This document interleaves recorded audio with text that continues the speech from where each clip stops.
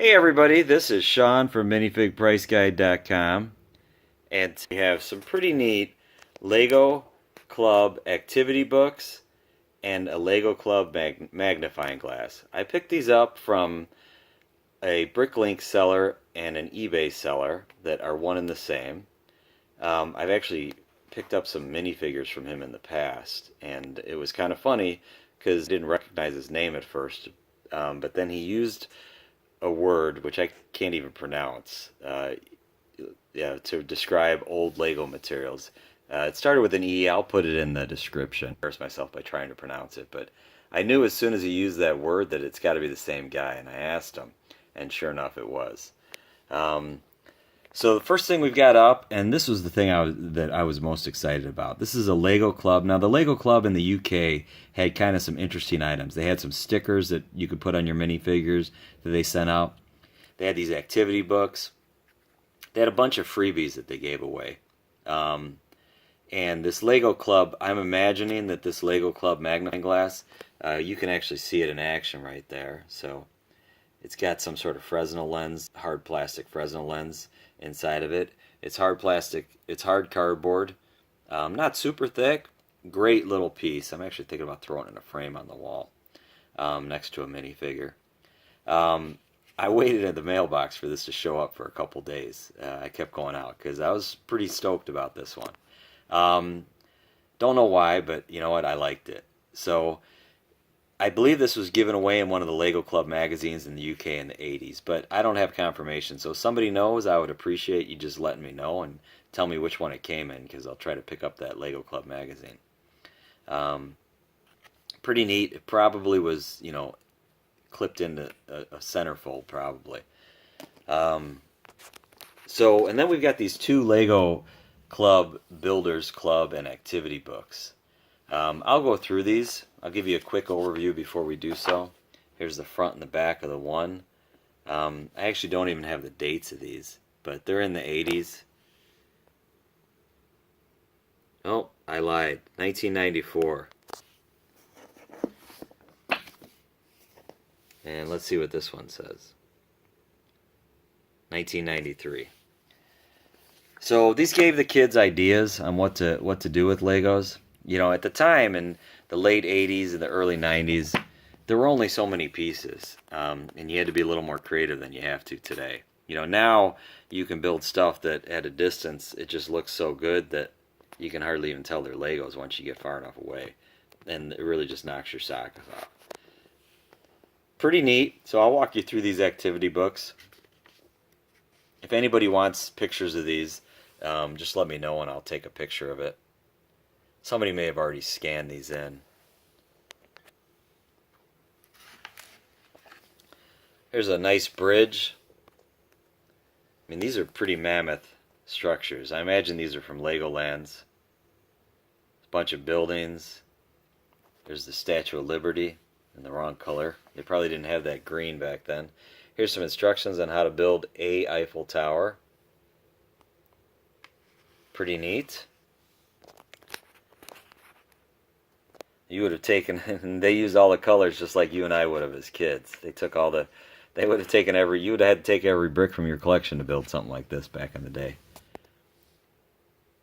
Here's the Empire State Building, and that's pretty cool for the day actually. Again, what's the likelihood that you would have, oh look at that. There's the Twin Towers. I might have to post a picture of that today.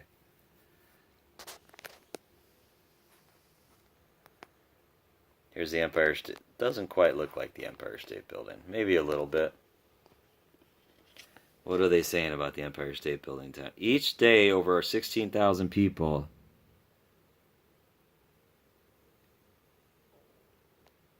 go to the work in the Empire State Building. Another 35,000 people come each day to visit. So 50,000 people. Now, I didn't realize there was a blurb here, so from the rooftop of the New York City's World Trade Centers, visitors can see for 55 miles. It's interesting. What is this one? One of the architect Frank Lloyd Wright's last designs, 528-story, mile-high Illinois building. Did we build that? I'm in Illinois and I don't even know what that building is. Alright, then we've got the Brooklyn Bridge. These are pretty cool, actually. These are all challenge builds. So it actually challenges you to say what's the fewest amount of bricks that you could use to challenge to cross the gap. So you build yourself a little waterway.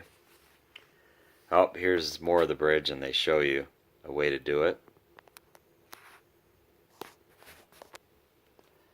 It's pretty neat back in the day. It's a nice quality. Oh, look at this, a clock. Now, this is the first time I'm looking at this, guys, so I'm not, I guess I don't have the most excitable voice, but that was pretty neat, actually. That's cool. That's got to be huge. 19 moving pieces, it says. 12 spinning gears.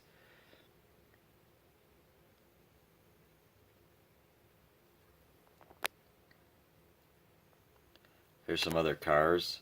That really has to be, that clock has to be huge. I'm trying to put it in perspective right now.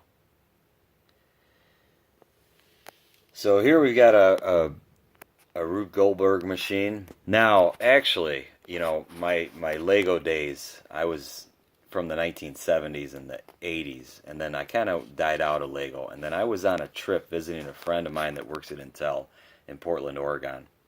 And I went to a store. It was like a toy store, you know, like the Learning Express or something like that. And they had one of those Connects Rube Goldberg machines. And I looked at that, and my wife was there with me, and it was $100. It might even been $149 because it was a one-off store. And the funny story is you know, like she knew I wanted it, and she just said no. And we were on a trip. I would have had to fly back from Oregon to Illinois. I knew that was a bad idea, so I didn't push it at all. But the minute I got home, I bought that thing and had it shipped to my house. So it showed up, and it was big, and I started working on it when she was gone for a weekend, and I got maybe a halfway done on it, and I put it in a closet that we had under the stairs that we kept our Christmas decorations, and then I would pull it out late at night or early in the morning to finish it up, and then I would put it back in this closet before I was done. And one morning the dog started barking, and she came running down the stairs, and it was probably like 2 in the morning, and I'm sitting there working on this set, trying to finish putting it together, and I was busted. But that was actually the set that opened my eyes back up to Legos, because I finished building that Connect set, and I decided that I wanted to do more, and Connects just don't do it for me. I mean, making a Rube Goldberg machine, great idea in Connects. You know, building things, they just don't look real. Here is a Lego race car. These are great challenges, actually. You know, I mean, this would have been fun to get. It would have kept you busy for 2 weeks. Now, I actually think the Lego group does not... Well, back in the day, if you guys all remember, every set had like 2 sets of instructions, and sometimes they had brochures that had other things to build out of your sets. They encourage you to buy as many sets as possible, and they don't usually do multiple instructions. Just some of the creator and model sets, they have multiple instructions in.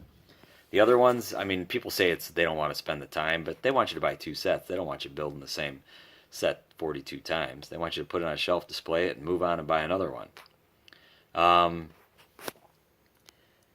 This is a Thomas Edison, I don't even know what this is. Pistons and wipers.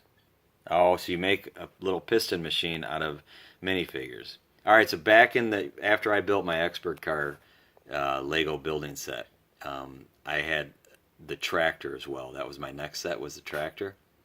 And I spent, I mean, literally months building gear contraptions where I would take and I would put 4 or 6 tires, because I had 6 tires between the car, those big, large rubber tires. I would take those tires and I would put them on a car, and then I built this machine with the gears where I'd do little gear to big gear, little gear to big gear, little gear to big gear. And sometimes I went as high as 45. I think at about 40 or 45 reductions, that the motor was too strong and it would break the axles, the Lego axles. I went through a lot of axles, and I actually used to write Lego, and they would send me new axles, which I thought was pretty cool. But you can see a little gear to a big gear here. So when the little gear spins really fast, the big gear spins slower. And if you keep doing that, and then you put another little gear on the big gear on the same axle, and then hook it up again, you know, by the time you're done, you've got this battery. And I would take this little contraption with these tires that I would build. And I always wanted 2 more tires, but I couldn't get my parents to buy me another set at the time. I would take this contraption and I would have it push the dining room chairs on the wood floor. And that was just how strong it was, you know, because the chair was probably, you know, 15 or 20 pounds, and this car would just push the leg, and it would go really slow. Like, it would take an hour for it to go across the room. And it kind of irritated my mom, because I would just sit there and do that, and it was probably scratching up the floor or something. But it was fun. Loved playing with those gears. So here they're showing you how to build a gearbox. Again, we've got little to bigger, and then back down to little. I'm not sure what that does, because if you go big to little, it goes faster again. So we're just, oh, these are the wipers. You kind of want wipers to go fast, so I guess that makes sense. I would have skipped the wipers page. I definitely would have built the minifigure pistons. I may build the minifigure pistons, because I have an enormous box of Technique. So then we've got a roller coaster power. I don't know what this is.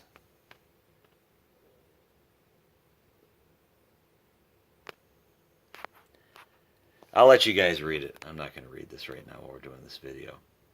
I think it's to show you the G-forces, but I'm not sure. Oh, Ferris wheel. So it is a Ferris wheel. I'm like, that looks like a Ferris wheel. It doesn't look like a roller coaster. They've got all these challenges in here. These are great. Here's the Ferris wheel put together. Like I said, this is the first time I'm looking at it. Again, you can tell that this is from the 80s and 90s. You know, the quality and the detail on these models are just what you expected when you and I were building as kids. By opening up Lego to the adult fan community, they had people that would just spend, I mean, literally, you have these models that people spend a year of their life building. I mean, Lego could never afford to do that.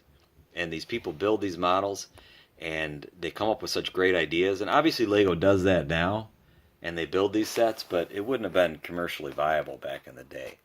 You know, who would have thought? But people love to create and build stuff. And Lego gives adults, I mean, you know, yeah, you say we're playing with kids' toys, but it gives adults the ability to create and build stuff. I mean, we all have that yearning to do this. And it gives you the ability to do it at a reasonable amount of money. It's not cheap, but you can build stuff. You don't have to solder. You don't have to glue. You can make it move. You can make trains. I mean, it's the greatest toy in the world. You really don't need this in your iPhone, man, and you're all done. Max the robot, you can, I mean, this is probably where they started to get the idea for the Mindstorms. The Mindstorms was another set that I bought on day one, and I played with it and played with it. I'll actually tell you a story about Lego Mindstorms. My first job at a startup, I walked in to do the interview. They asked me a bunch of questions about Java at the time, Linux, and I wasn't big into Windows at the time, so I didn't know a whole lot about Windows. I'd been working at the Chicago Board of Trade on the Project A electronic trading system, and I went to this startup thinking I was going to become a billionaire. Never quite panned out, did it? But they started talking to me, and they said, you know, what do you do in your spare time? And I said, you know what, I've been trying to figure out how to program the Lego Mindstorms brick with Java. And I was using a COM component that I got from Microsoft. I think it was from the Visual C++ builder. I can't even remember anymore. It's been so long. But I was using this COM component and this open source software, and I was programming the Mindstorms robots with Java. And I didn't get a whole lot done with it, but I could do everything. Like, I never made anything interesting. I started like 50 different Mindstorms projects, but it was more about programming and just learning how to program with Java. And then eventually I started doing it with C# as well. The guy never talked to me about anything other than this Lego robot. And 3 other people came in and asked me questions, and they all got distracted with the Lego. I got the job. They offered me the job on the spot. Um, it was kind of funny. But so Lego got me a job, I think. I don't know if they would have hired me if it hadn't been for that conversation. But it was pretty interesting. So I didn't talk a lot about that last page, so let me go back to it. So on this one, we've got some robots that you can build. I mean, this is probably the best magazine that I've ever seen. I wonder, this makes me believe how much, I mean, people in the UK love Lego. They're way, I mean, I think like 99% of the people in the UK are Lego adult fans. I'm making that up, but it's crazy. Like they comprise such a high percentage of the people in the UK compared to the US. Maybe because it's a smaller country. I don't know. Here's a bunch of more robots.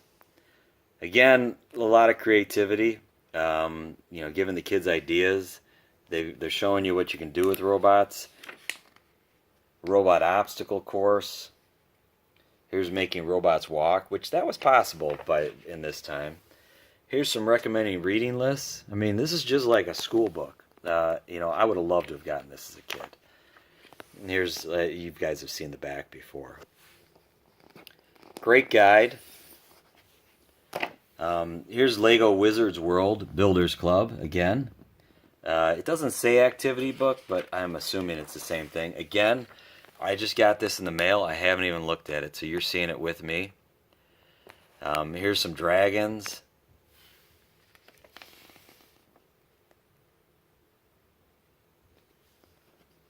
Just some models that they've got. I imagine this is Lego World, but who knows. Here's a kaleidoscope made out of Lego. Now that is pretty cool.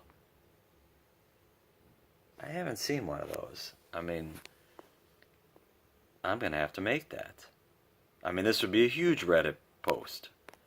People love this kind of stuff. That is cool. I think it would actually work, too. Especially if you put my Fresnel lens in there. See, then it'll actually look like a kaleidoscope. Of course, as a kid, man, I would have had this idea and I would have taken the Fresnel scope. And here's a picture of what it looks like. I'm totally gonna have to make this.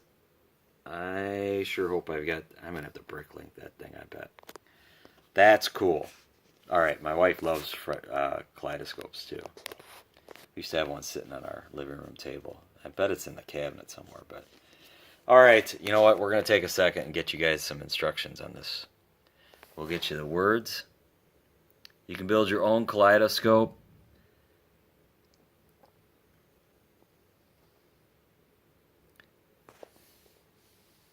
Step 1, 2, 3. There's a lot of bricks, by the way. 4, 5, 6. I don't understand how the inside's all white like that. Oh, you put paper in there, didn't you? Wow, they cheated. Here's the kaleidoscope. I guess the morphing of the colors just happens. Oh, look, they put a figure in there too. That's cool. You see what kind of figure that is? It looks like it's a Kingdoms. That is cool. I mean, that looks like a true... I mean, it's really good. Here we've got some wizarding. The wondrous den of the wizard spoke. He warned me of witches cruel and twisted, and I thanked him as I left his... Okay, so they're just trying to do a little story here. They made a blanket out of Lego. That's pretty cool, actually. Somebody... I don't know if I've seen a lot of that effect, but... How'd they do that? Is that just raw bricks? Yeah, honestly, it is just raw bricks. Look at that. You can see the digitation. Either that's my camera digitizing or the photo digitizing. Not real sure. We got some more story and some more characters. So this one doesn't have quite as many builds, but it's more to read for the kids. So here's how to build a wizard. Again, you know, this book would have kept you busy all summer. You know, you could have given this to your kid, or you could have taken this as a kid, and you would have had something new to build every day. Lego should keep doing this. This would be a good idea. Even if they charge for these, people would buy them. But I guess people write these. Here's a bunch of, I I mean, it's not Snow White and the Seven Dwarfs, but it sure looks like it. Boy, you put a little blurb in a song that kind of sounds like some song that was written 50 years ago, and you get sued. But you make an entire display like that that looks like Snow White and the Seven Dwarfs, and that's okay. Here's the witch. So this magazine definitely has less builds. What are we building this? Oh, butterfly. A Lego butterfly. Again, pretty cool. I remember trying to make a plane. It doesn't work, folks. Or a helicopter. Doesn't matter how much you gear up that motor, that thing's not flying. Actually, one of the things that caused my dark ages in the 90s was remote control planes and remote control helicopters. I was very distracted with every one of my dollars, thousands of dollars spent on remote control helicopters. Very expensive hobby. Here's some more story. Big dragon they built. The scale on these is pretty mammoth. The picture doesn't quite do it justice, but I mean that key's got to be a foot long. Maybe bigger. I wonder if this is a Legoland display. It's got to be. Here's some information on dragons. I think we're getting to the end of this catalog. Oh, we got a dragon build. So, very cool. Again, you know, this is back in old school Lego directions where you gotta study the picture for like an hour to figure out where the pieces are. And then you're like on step 49. That's all on the same page, and you realize you screwed up, and you gotta take the whole thing apart and start over. Because step 49 doesn't fit together. They used to be, I mean, literally I would put my set down and go play outside for a couple days before I got back to it. It was super frustrating. Now Lego obviously has discovered that and fixed that problem because they have these one-page directions. So more story time.